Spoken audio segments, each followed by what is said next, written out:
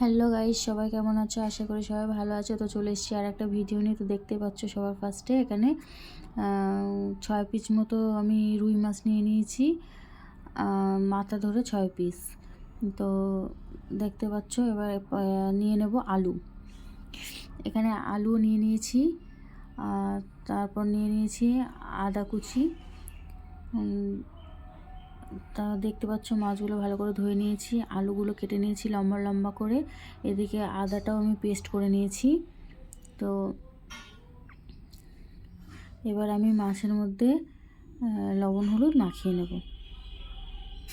দেখতে পাচ্ছ লবণ দিয়ে দিলাম সবার ফার্স্টে। এবার দিয়ে দেবো পরিমাণ মতো হলুদ। তো হলুদ দিয়ে মাছটাকে আমি ভালো করে মাখিয়ে নেব।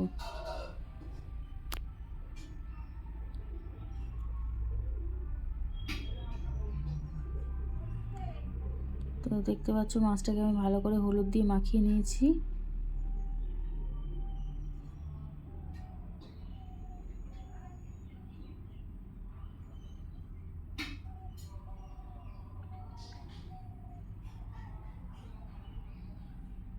এবার আমি কড়াই বসিয়ে দেব। কড়াইয়ে গরম হয়ে গেছে, কড়াইয়ের মধ্যে পরিমাণ মতো তেল দিয়ে দেবো মাছগুলো ভাজার জন্য। পরিমাণ মতো তেল দিয়ে দিলাম।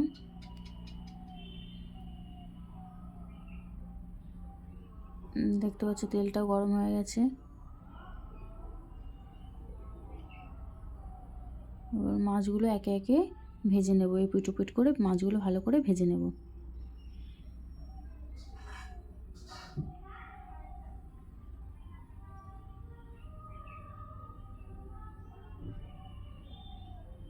দেখতে পাচ্ছ মাছগুলো, সব মাছগুলো আমি একবারে দিলাম না, দুবারে ভেজে নেব মাছগুলো।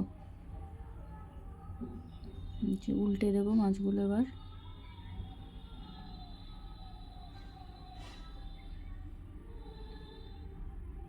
তো তোমরা আমাকে সাপোর্ট করো, আমিও তোমাদেরকে সাপোর্ট করব। আর যারা চ্যানেলটাকে প্রথম দেখছো তারা চ্যানেলটাকে সাবস্ক্রাইব করে দেবে। তো মাছগুলো আমার এই পিটুপুট করে ভেজে নেওয়া হয়ে গেছে। এবার আমি মাছগুলোকে তুলে নেব। সব কটা মাছ দেখতে পাচ্ছ আমি ভেজে নিয়েছি। ওই তেলের মধ্যে আমি আর একটু তেল দিয়ে দেব। তেল দিয়ে এবার আমি ফোড়নে দিয়ে দেব হচ্ছে শুকনো লঙ্কা আর হচ্ছে গোটা জিরে। এগুলোকে ভালো করে একটুখানি ভেজে ভেজে নেব। দেখতে পাচ্ছ আর দিয়ে দেব হচ্ছে বেটে রাখা যে আদা বাটাটা আমি দিয়ে দেব। আদা বাটাটা দিয়ে একটুখানি হালকা কষিয়ে নিয়ে আমি আলুগুলোকে দিয়ে দেবো, নাহলে আদার যে গন্ধটা সেই গন্ধটা থেকে যাবে। এবার আমি আলুগুলোকে দিয়ে দেবো।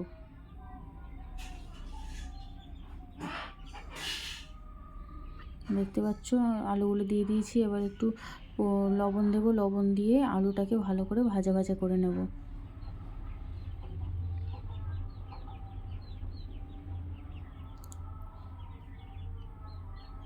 দেখতে পাচ্ছ ভালো করে ভাজা ভাজা করে নেব। এই দেখতে পাচ্ছ এখান থেকে তেল ছেড়ে দিয়েছে।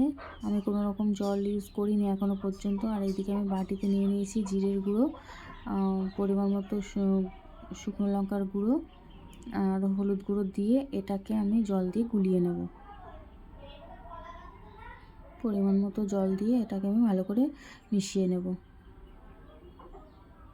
এই যে দেখতে পাচ্ছ ভালো করে মিশিয়ে নিয়েছি। এই মেশানো মশলাটাই আমি ওই আলুর মধ্যে দিয়ে ভালো করে কষিয়ে নেব। তোমরাও এইভাবে ট্রাই করে দেখবে, খুব দারুণ হয়। যে আর একটু জল দিয়ে দিলাম কষানোর জন্য।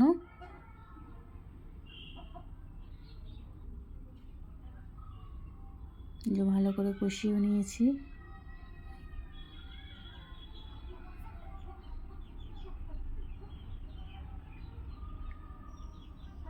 যে দেখতে পাচ্ছ ভালো করে কষানো হয়ে গেছে। আমি আর একটু জল দিয়ে দেবো সিদ্ধর জন্য। এই জলটা দিয়ে ভালো করে ঢেকে দিয়ে সিদ্ধ করে নেব। এই যে পরিমাণ মতো জল দিয়ে দিলাম সিদ্ধর জন্য, দেখতে পাচ্ছ।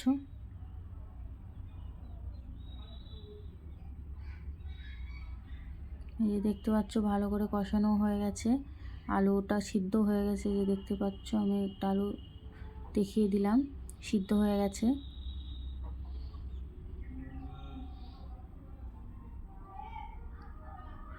এবার আমি পরিমাণ মতো ঝোলের জন্য জল দিয়ে দেবো।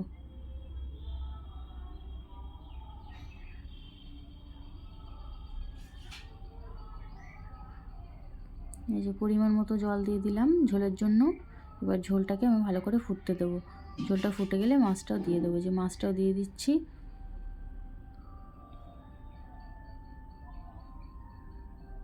এবার আমি 10 মিনিট মতো হতে দেবো।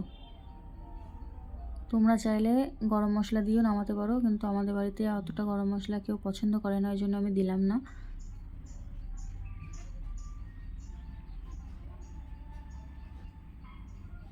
তো আমার ভিডিওগুলো তোমাদের কেমন লাগে তোমরা অবশ্যই অবশ্যই কমেন্ট করে জানাবে।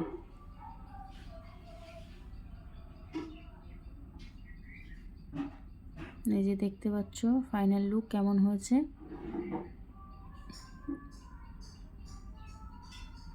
আশা করি তোমাদের ভালো লাগবে।